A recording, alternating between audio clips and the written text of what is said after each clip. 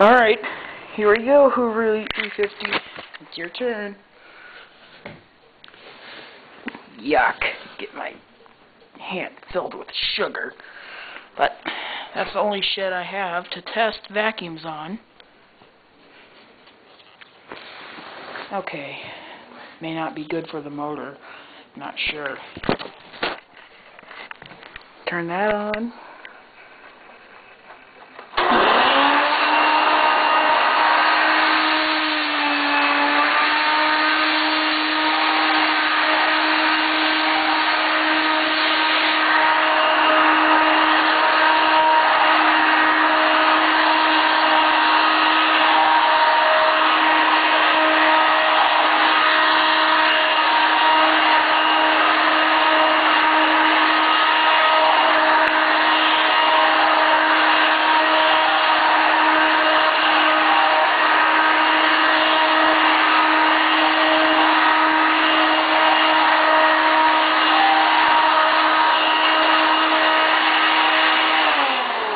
Noisy-ass vacuum cleaner.